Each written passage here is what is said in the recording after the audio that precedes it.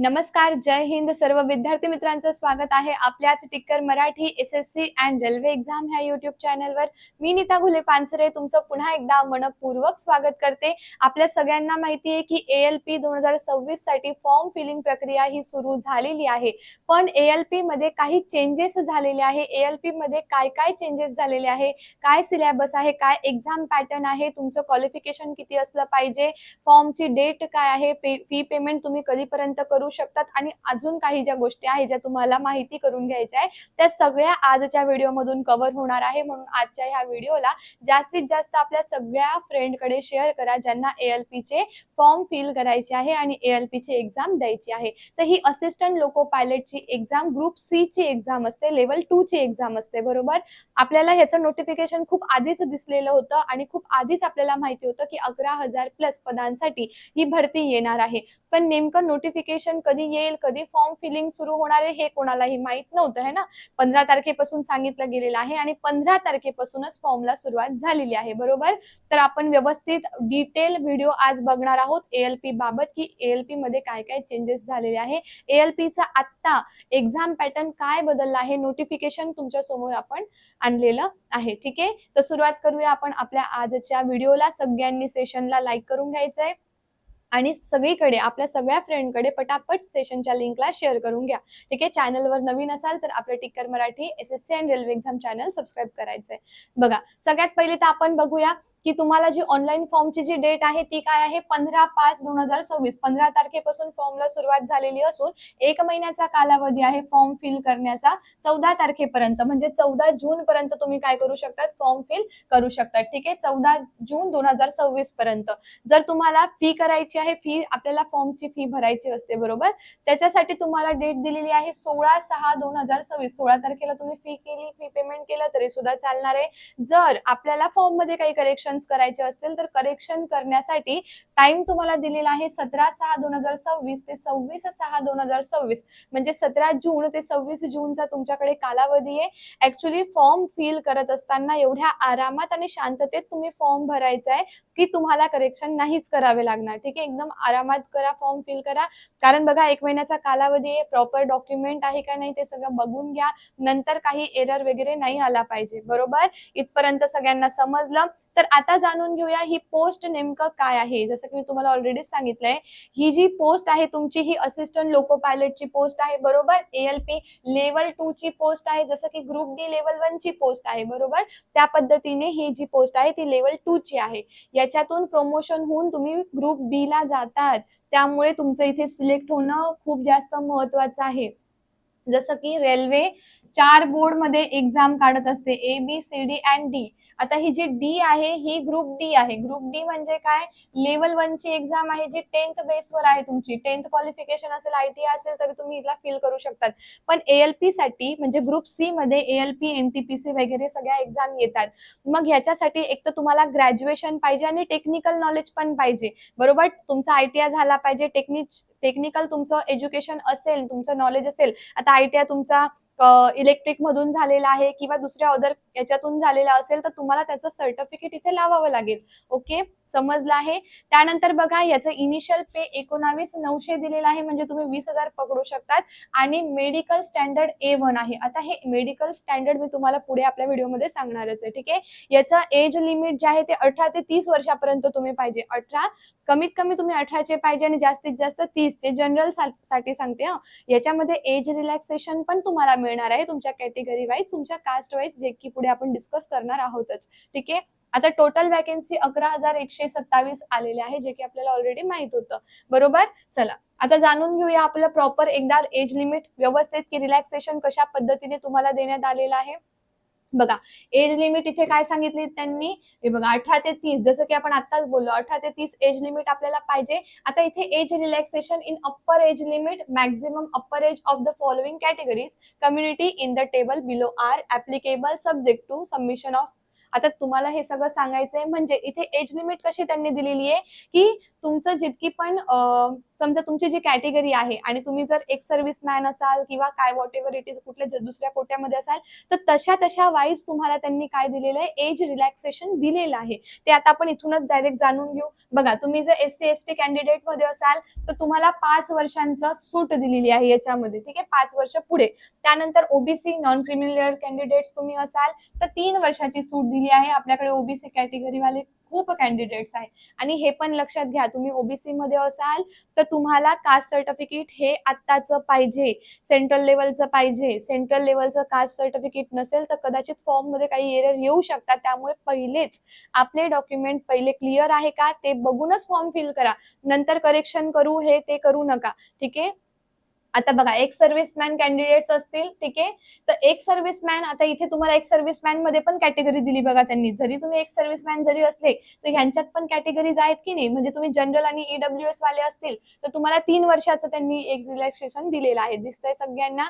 General वाल्यांचं सांगते मी, नीट लक्ष द्या. काय सांगितलं? जनरल वाले. बघा, जनरल वाले ईडब्ल्यूएस वाले असाल तर 3 इयर्सचं आहे.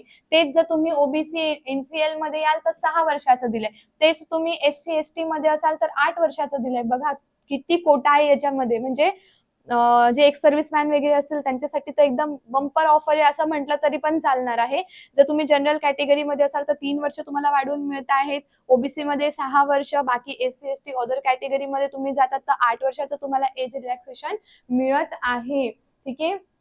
म्हणजे तुम्ही जर बघा आधीच रेल्वेच्या गोष्टी म्हणजे रेल्वेमध्ये होते किंवा ग्रुप डीचं तुम्ही काम केलेलं आहे, 3 वर्ष तुमचं एक्सपिरियन्स झालेलं असेल तर बघा, तर त्यांना 40 वर्षापर्यंत आहे. म्हणजे जे UR आणि ईडब्ल्यूएस जनरल आणि ईडब्ल्यूएस मध्ये येतात बट त्यांना एक्सपिरियन्स आहे ते 40 वर्षापर्यंत. ओबीसी वाल्यांना 43 वर्षापर्यंत असाल तरी पण तुम्ही देऊ शकता ही एक्झाम, ठीक आहे. तर अशा पद्धतीचं तुमचं इथे काय आहे, एजचं सांगितलं गेलेलं आहे. त्याच्यानंतर आपण जाणून घेणार आहोत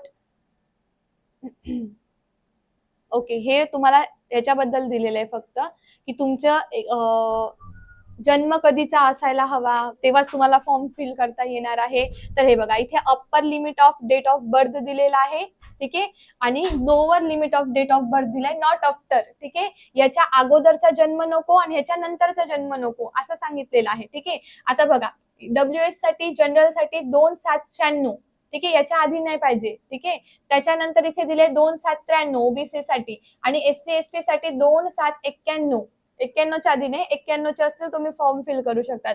लोअर दिलेला आहे ऑल कॅन्डिडेट साठी 1/7/2008. 2008च्या ह्याच्यात नाही पाहिजे नंतर, ठीक आहे. समजलंय सगळ्यांना? एजचं तर इथे इतकं दिलेलं असतं पण तरी पण आपल्याला त्याचा व्यवस्थित फायदा होतो.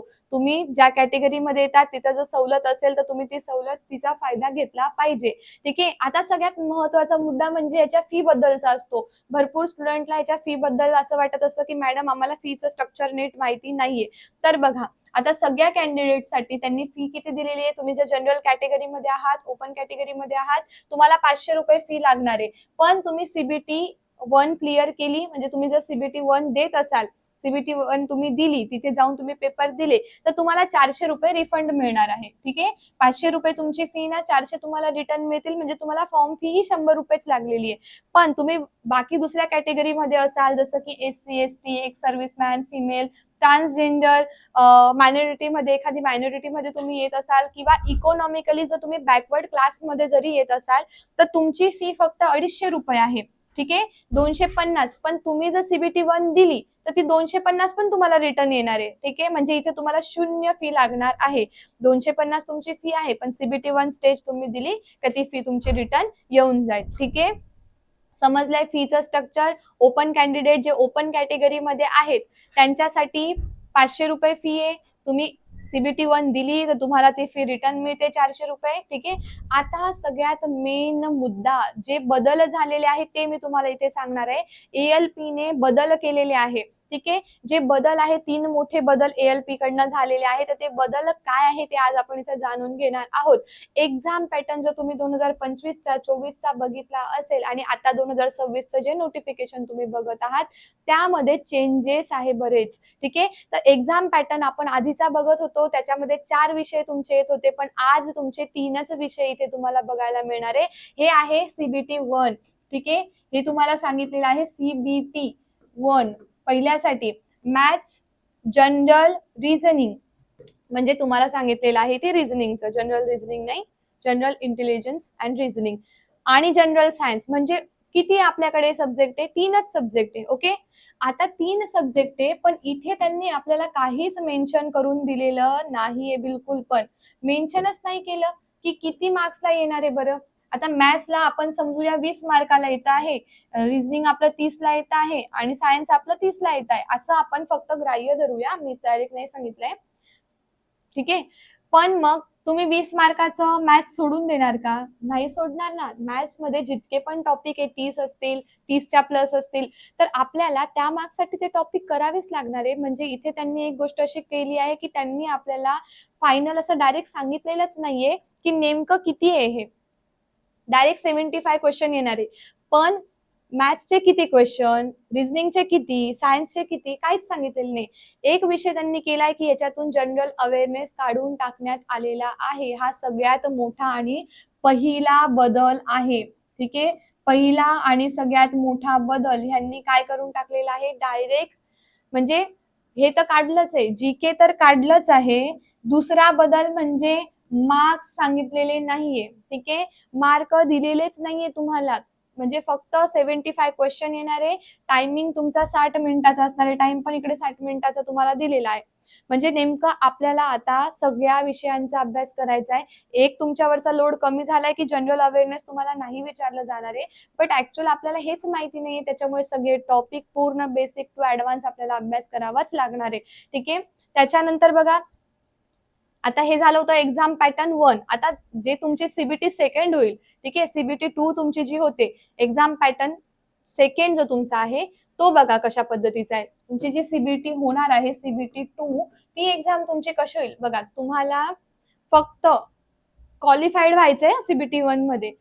हा तुमचा तिसरा बदल मी तुम्हाला सांगेलच. पहिला बदल काय केलं त्यांनी, मार्क्स तुम्हाला सांगितलं नाही, दुसरा जीके काढून टाकलेला आहे. त्याच्यानंतर मार्क्स मध्ये पण त्यांनी फेरफार करून टाकलेली आहे. जसं की पहिले होतं की तुम्हाला जी CBT होती ती क्वालिफाईड झाल्यानंतर बाकी CBT 2 आणि तुमचे जे सायकोची टेस्ट व्हायची त्याचे मार्क्स होते. पण आता असं झालंय की CBT 1 फक्त तुम्हाला क्वालिफाईड व्हायचं आहे, काही मार्क्स नाहीये. CBT 2 ला 50% मार्क्स आहेत तुमचे. 50% मार्क्स जे आहे ते CBT 2 ला मिळणार आणि त्याच्यानंतर जी तुमची ही जी एक्झाम होते, सायको टेस्ट जी आहे ती टेस्ट होते, त्याला 50 मार्क्स दिलेले आहेत. म्हणजे तुम्हाला आता फक्त जी CBT 1 आहे ती फक्त पुढे जाण्यासाठी क्वालिफाईड आहे, तिचे मार्क्स नाहीये. फक्त तुम्ही झाले क्वालिफाईड, पास झाले तर तुम्ही पुढे जाणार. हा त्यांचा आणखीन एक बदल आहे. ठीक आहे, आता बघा पार्ट ए मध्ये, म्हणजे आपण जेव्हा एक्झाम देणार आहोत, CBT सेकंड देणार आहोत, तेव्हा मॅथ्स, रिझनिंग आणि बेसिक सायन्स अँड इंजिनिअरिंग हे पुन्हा 100 सांगितलं. इथे मार्क्स त्यांनी नाही सांगितले. तर कसं समजायचे आपण ह्यांना, कसं डिवाइड करायचं आपण ह्यांना.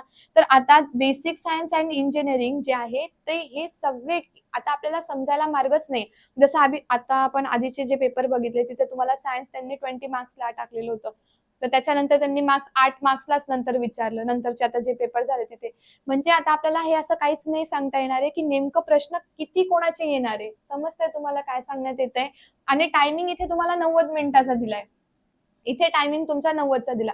कारण तिकडे प्रश्न CBT 1 ला 75 होते, कारण तिथे आपल्याला फक्त ती चाळणी एक्झाम आहे. तुम्हाला फक्त जे जे चांगले विद्यार्थी आहे, जे हुशार आहे, त्यांना 75 चे प्रश्न असतील त्यांना फक्त तिथून CBT 2 ला आणायचंय. त्यानंतर खरी एक्झाम तुमची इथे, कारण इथे 50% मार्क्स तुम्हाला मिळणार आहे. ठीक आहे, तर ह्याचे पूर्ण प्रश्न 100 आहे, पण कोणाचे किती येणार, मॅथ्सचे किती, रिझनिंग किती, सायन्स किती, काहीही सांगितलेलं नाही. त्याच्यानंतर पार्ट बी मध्ये तुम्हाला सेकंडला रिलेव्हंट ट्रेड.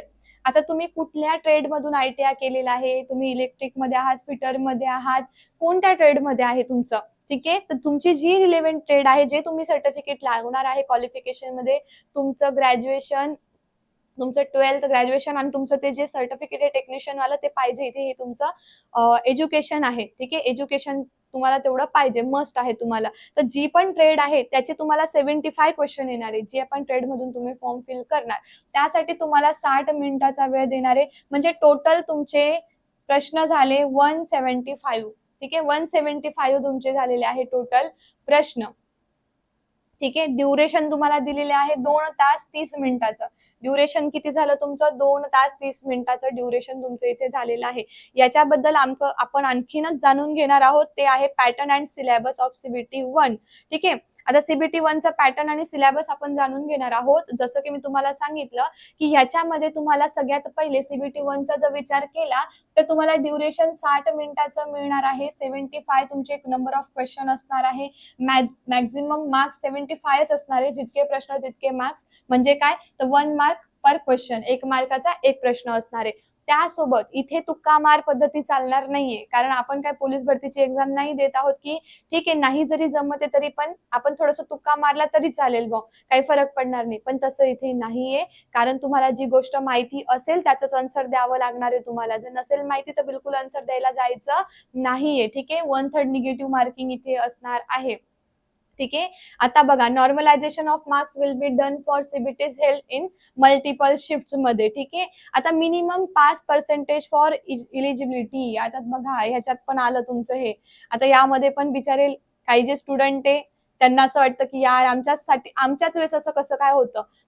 म्हणजे जसं की मार्क्स मध्ये आता तुम्ही जनरल मध्ये असाल 40% पाहिजे, ओबीसी वाल्यांना लगेच कमी 30, एससी ला पण, एसटी ला तर डायरेक्ट 25 वरतीच आले. ते 25% असेल तरी तुम्ही पास आहात तिथे. म्हणजे कधी कधी आपल्या ह्याचा पण आपल्याला फायदा होऊन जातो. आणि हेच ऍप्लिकेबल आहे, एसटी वाल्यांचं ऍप्लिकेबल आहे कोणासाठी? एक सर्व्हिसमेन कॅटेगरी. जे पण एक सर्व्हिसमेन कॅटेगरी ना त्यांना सगळ्यांना हे ऍप्लिकेबल असणार आहे. ठीक आहे. इथे दिलेलं आहे बघा पूर्ण. Ex servicemen category candidates as per their community. ठीक आहे. म्हणजे हे जसं की सेम आहे तर त्यांच्या पण कम्युनिटीनुसार हे सगळे एक सर्व्हिसमेनला सुद्धा काय आहे? ऍप्लिकेबल असणार आहे. आता सगळ्यात महत्वाचा मुद्दा म्हणजे काय आहे? तर इथे बघा, विषय बघा पहिले. ठीक आहे.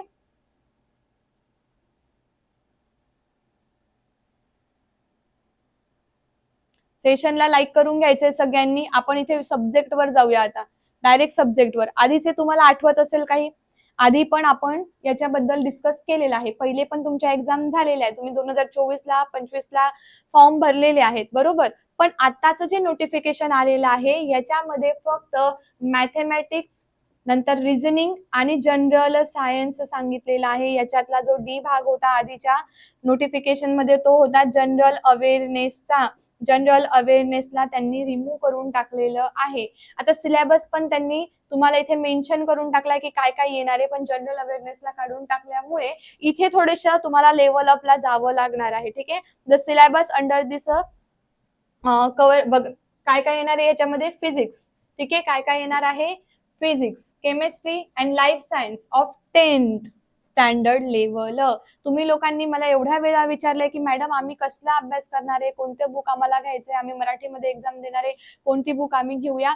10th लेवलची एनसीआरटीचा जो तुम्ही बुक घेतला सायन्सचं, तरी सुद्धा तुमचा सगळा अभ्यास कव्हर होणार आहे. कारण त्यांनी नोटिफिकेशन मध्ये डायरेक्ट मेन्शन केलंय बघा. तुम्हाला दुसरीकडे कुठे बघण्याची गरजच नाहीये. काही दुसरं कोणाचं काहीच ऐकायची गरज नाही की हे बुक घ्या ते बुक घ्या. बिलकुल नाही घ्यायचं. एनसीआरटीचं इंग्लिश वालं जे बुक आहे 10th लेवलचं, त्याच्यावरतीच प्रश्न तुम्हाला येणार आहे. म्हणजे सायन्सचा अभ्यास आपल्याला करायचा आहे. खूप चांगला अभ्यास करण्यासाठी आपण डेली युट्यूबवर लाईव्ह लेक्चर घेतो. ठीक आहे. 10 वाजता रोज आपलं लेक्चर असतं सायन्सचं. त्यामध्ये तुम्ही जॉईन व्हा. तिथे तुम्हाला हे सगळं काय केलं जाईल? पूर्ण तुमचा सिलेबस वाईज गोष्टी तुमच्या कम्प्लीट होणार आहे. ठीक आहे. तर आपल्याला आपले विषय कळले. Mathematics, reasoning and science. आता मॅथ्स मध्ये तुम्हाला काय काय येणार आहे बघा? नंबर सिस्टम आहे, हे सगळ्या ज्या रेशो, प्रॉपर्टीज, ह्या सगळ्या ज्या गोष्टी ना हे ऑलरेडी आपण डिस्कस केलेल्या आहे. आता एवढा काय सिलेबस मध्ये बदल नाहीये. सिलेबस मध्ये बदल नाहीये. फक्त विषय काढून टाकलाय हा बदल आहे. आणि मार्क्स किती आहे हे त्यांनी काही डिसाईड केलेलं नाही आतापर्यंत, कारण हे आपलं नोटिफिकेशन आहे, ऑफिशियल नोटिफिकेशन. ओके. त्याच्यानंतर मी तुम्हाला सांगितलं होतं की A1 काय असतं. ठीक आहे. A1 काय आहे बरं? तुम्हाला मेडिकल चेकअप करायचंय, आय डॉक्टरकडे जायचंय, डोळ्यांच्या दवाखान्यात जायचंय तुम्हाला. ठीक आहे. आणि तिथे तिथे तुम्हाला काय करायचंय? Medical certification by eye specialist. ठीक आहे. आय स्पेशालिस्ट, डोळ्यांच्या स्पेशालिस्ट डॉक्टरकडे जाऊन आपण सगळे ह्याच्यात बसतो आहे का? विजन त्यांना 6/6 इन बोथ आईज पाहिजे आहे. 6/6 विजन त्यांना हवं आहे. तुमचं 6 आणि इथे 8 झालं, काय झालं? त्याच्यासाठी तुम्ही काय करा? डॉक्टरकडे जा. ठीक आहे. आता इथे तुम्हाला डिस्टन्स विजन दिलंय बरोबर, नियर विजन पण तुम्हाला दाखवलंय. नियर विजन किती दिले बघा 0.6. त्यानंतर pass test normal for colour vision. Colour vision आता तुम्हाला कलर, ज्यांना कलर ब्लाइंडनेस असतो त्यांना ह्याच्यात बिलकुल घेत नाही पहिली गोष्ट. ठीक आहे, कलर ब्लाइंडनेस असेल तर आपल्याला लाल झेंडा हिरवा आणि हिरवा लाल दिसेल, मग आपण कसं लोको पायलट बनणार, त्यामुळे हे अजिबात इथं घेतलं जात नाही. ठीक आहे, आता इथे पूर्ण नाईट विजन तुमचं कसं आहे, नाईट विजन कसं आहे, कलर ब्लाइंडनेस तुम्हाला आहे का नाही, तुमचं विजन नॉर्मल आहे का नाही, त्याच्यानंतर तुम्ही तुमचं जे डिस्टिंक्ट विजन आहे ते 6 आहे की नाही, आणि ते नसेल, समजा कोणाचं जास्त असेल किंवा कमी असेल, तर तुम्ही डोळ्यांच्या डॉक्टरकडे जाऊन पहिलेच ते स्वतः चेक करून घ्या. त्याच्यासाठी तुम्हाला काही जर मेडिकल गोळ्या औषधं वगैरे असेल तर ते तुम्ही आधीच इलाज करायला सुरुवात करा, हे क्युअर होऊन जाईल कदाचित तुमचं. ठीक आहे, सो हा पूर्ण डिटेल व्हिडिओ आपला ALP बद्दलचा होता. जितकं डिटेल इन्फॉर्मेशन तुम्हाला देता येईल तेवढी डिटेलमध्ये मी इन्फॉर्मेशन तुम्हाला दिलेली आहे. 2026 ला नेमकं मार्क्स पण ते कशा पद्धतीने देणार आहे हे सुद्धा मी तुम्हाला सांगितलंय. ते हे ALP ने मोठे 3 बदल केलेले आहे. सगळ्यात पहिला बदल, त्यांनी GK काढून टाकलेलं आहे.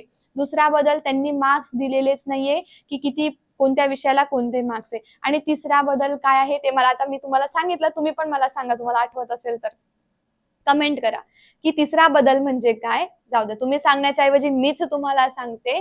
CBT1 फक्त क्वालिफाईड होऊन तुम्हाला पुढे जायचंय. CBT2 आणि जी सायको टेस्ट केली जाते त्याच्यामध्ये तुम्हाला 50-50 मार्क्स दिले जाणार आहे, तो त्यांनी केलेला आहे बदल. तर ALP चे हे 3 मोठे बदल आपण बघितले आहे ALP एक्झाम मध्ये.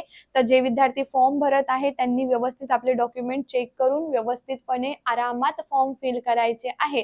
आणि सायन्सचा अभ्यास करण्यासाठी Tikkar Marathi SSC and railway exam YouTube चॅनलला सबस्क्राईब करून घ्यायचंय. डेली तिथे 10 वाजता आपले लेक्चर असतात. ठीक आहे, असेच व्हिडिओ बघण्यासाठी चॅनल सबस्क्राईब करून ह्या व्हिडिओच्या लिंकला जास्तीत जास्त शेअर करायचंय.